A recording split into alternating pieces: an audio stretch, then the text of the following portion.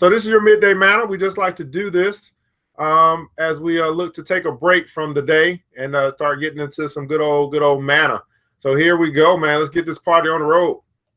From the pages, change your world. Your world can change your heart. You can change your mind. You can change your life. New Black Wall Street can change your world. That's right, guys. New Black Wall Street Book Club could change your world.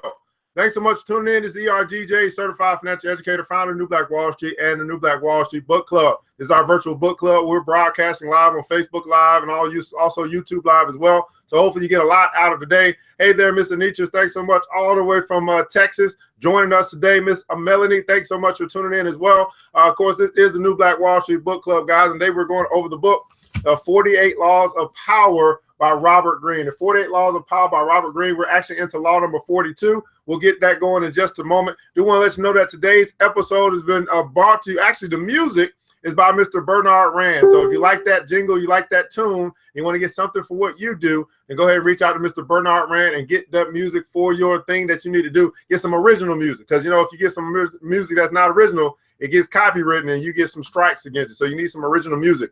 But today's episode is brought to you by True Detergent. True Detergent, the one and only True Detergent, the black company that has created and manufactures, produces the detergent that you can use for your household, right? Household supplies.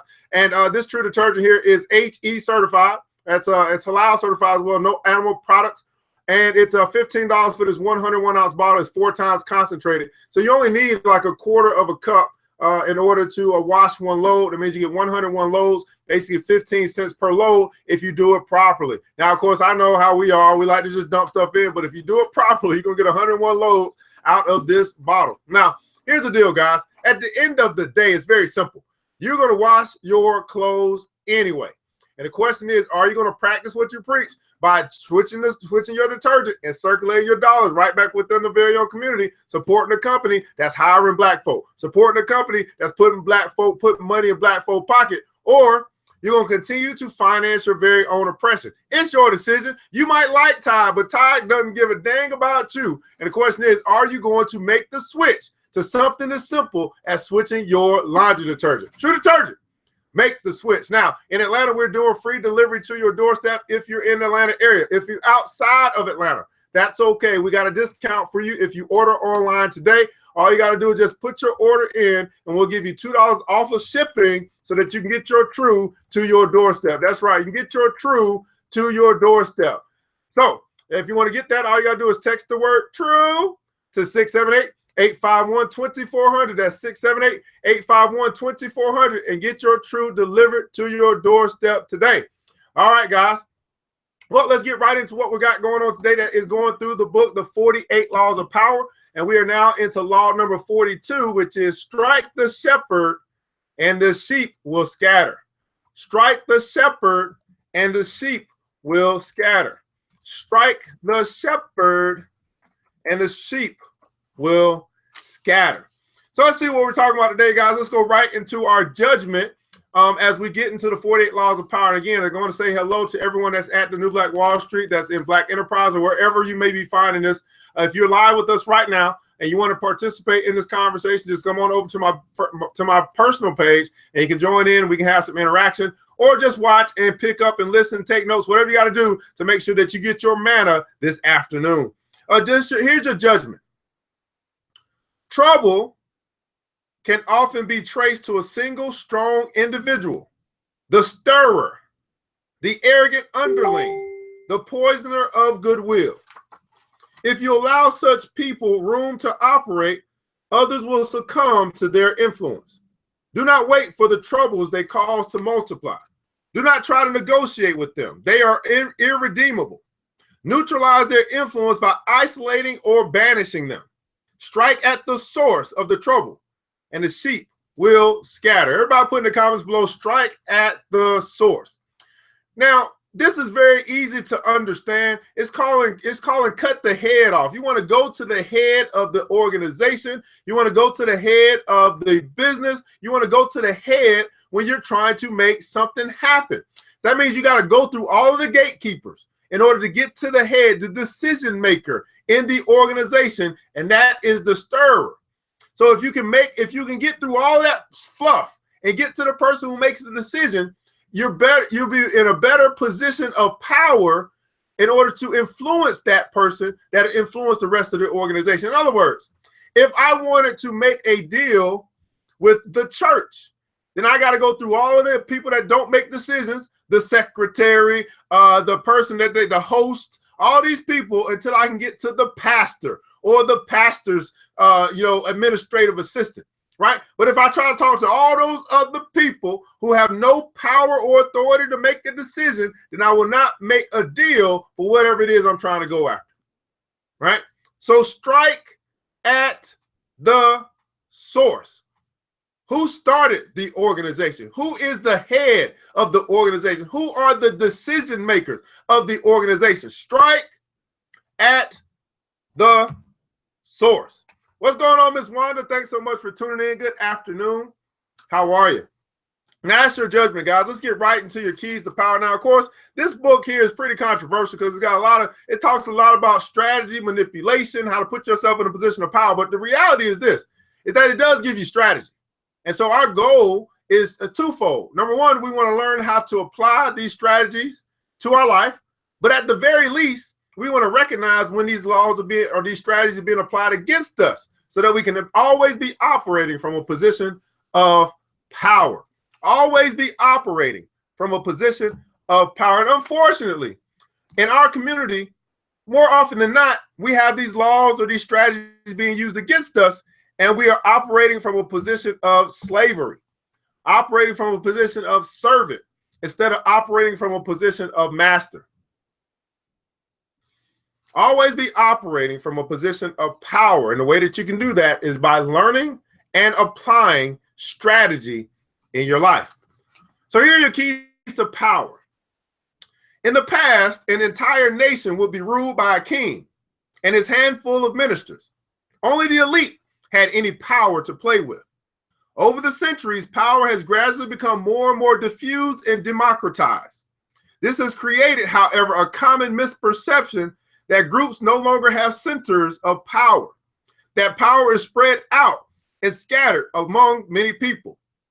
So when it says a common misconception, all it's saying here is that the illusion of power, everybody put that in the comments below, the illusion of power.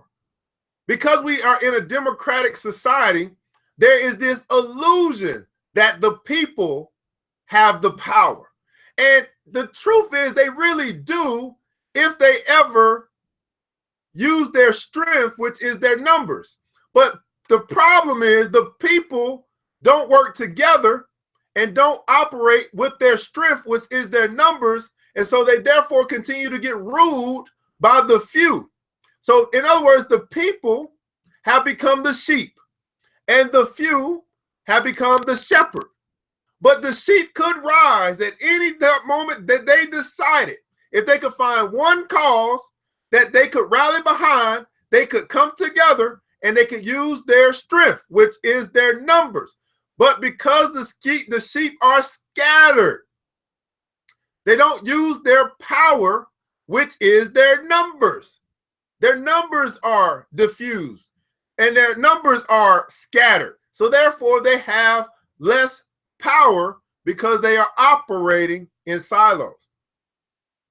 It's the illusion of power that we are in right now in this democracy. And the reality is the people do or can, not do, they can have the power if they just decided to work together. Now, here's the interesting thing. The only time that you see the people or the sheep work together is when there's some tragedy. That's the only time they say, you know what, this situation is big enough that we can put aside our egos, we can put aside our biases, we can put aside our pride. This one situation is big enough that we can work together. And that's the only time in my life that I've seen the people operate from a position of power as it relates to this society. The illusion of power. It's the many that's ruled by the few. This has created, however, a misconception that groups no longer have centers of power. The power is spread out and scattered among many people. Actually, however, power has changed in its numbers, but not in its essence. There may be fewer mighty tyrants commanding the power of life and death over millions, but there remains thousands of petty tyrants ruling smaller realms and enforcing their will through indirect power games, charisma, and so on. In every group, power is concentrated in the hands of one or two people. For this is one area in which human nature will never change. People will congregate around a single strong personality like planets orbiting a sun. People will congregate around a single strong personality like planets orbiting the sun. To labor under the illusion that this kind of power center no longer exists is to make endless mistakes, waste energy and time, and never hit the target.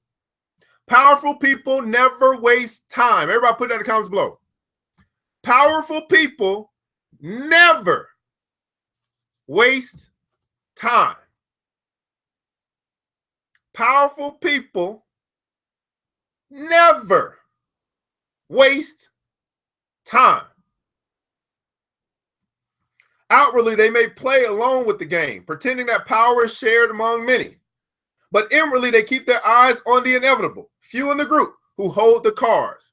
The cream of the crop always rises to the top.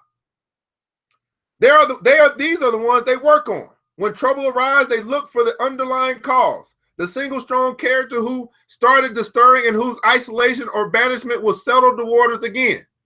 In his family therapy practice, Dr. Milton H. Erickson found that the family dynamic was unsettled and dysfunctional. There was inevitably one person who was the stirrer or the troublemaker. In his sessions, he would symbolically isolate this rotten apple by seating him or her apart. Okay. Seating him or her apart from the others, if only by a few feet. Slowly, the other family members would see the physically separate person as the source of their difficulty.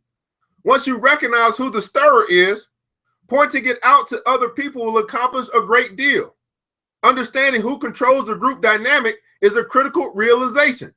Remember, stirrers thrive by hiding in the group, disguising their actions among the reactions of others, render their actions visible, and they lose their power to upset. In other words,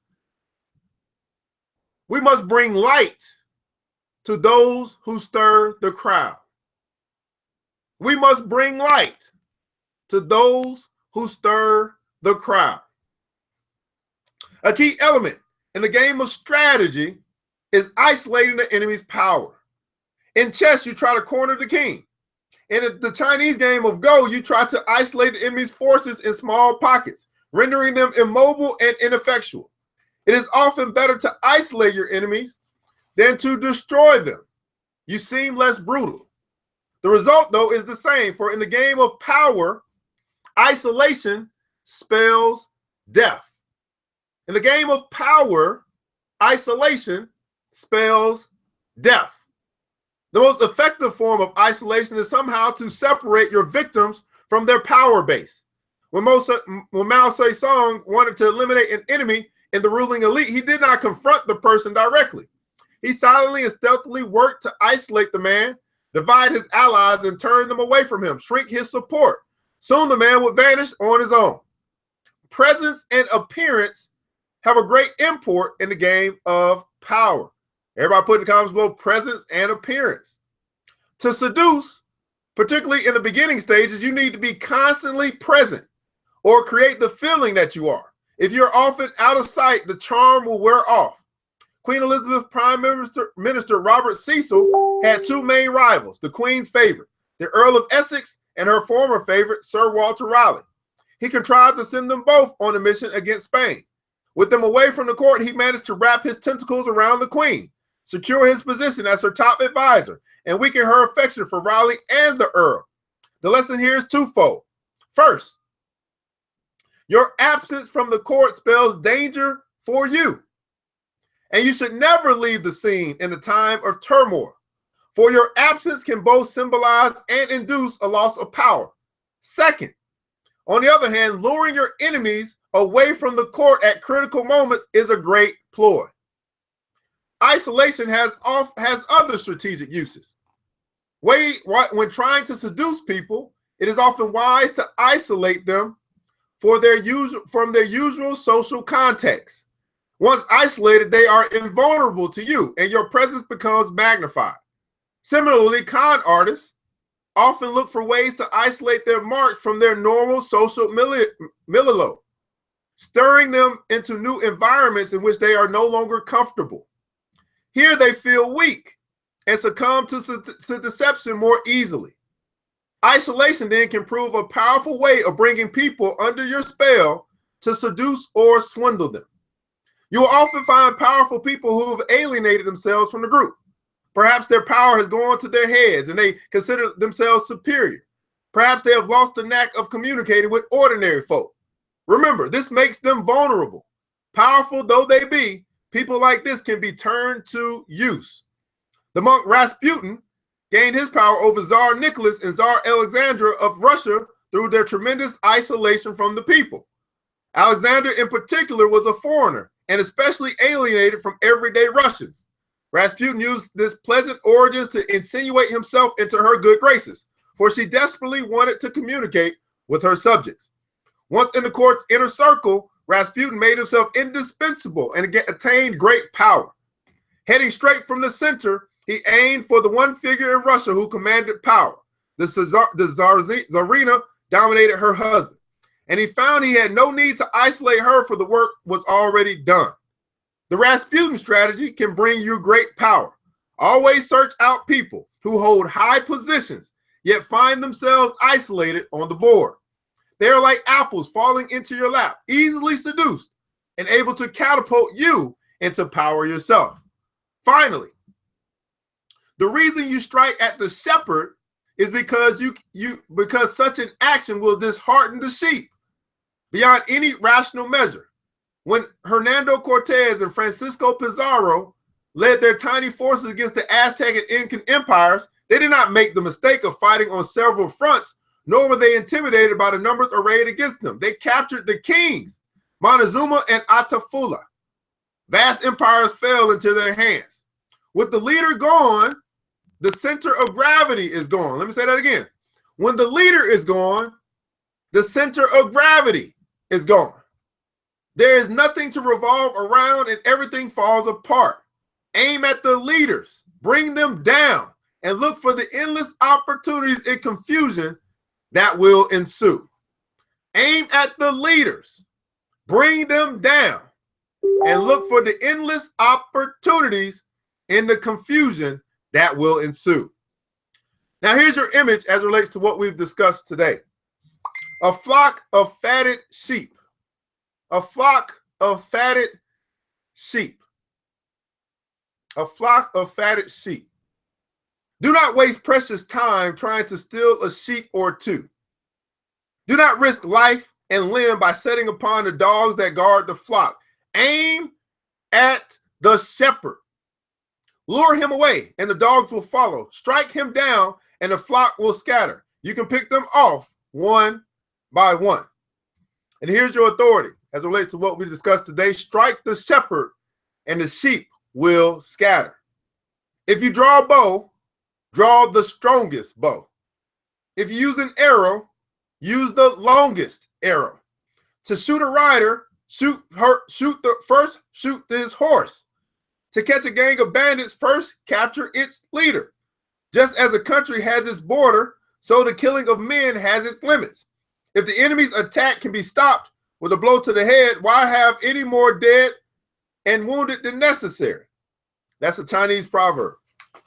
So I think what we learned today, guys, and I think what we already know, is that in this game of power, of negotiation, of relationship, go after the head.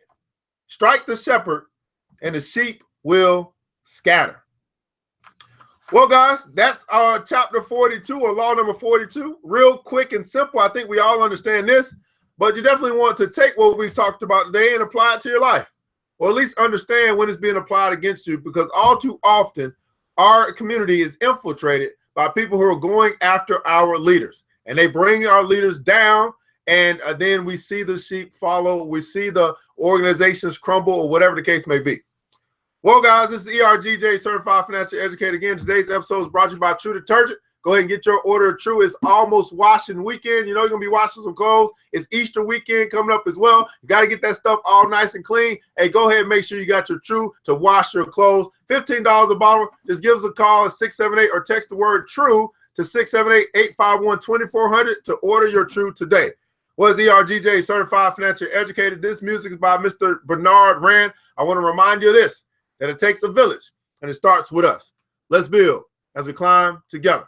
You guys have a wonderful, terrific Thursday. Talk to you soon.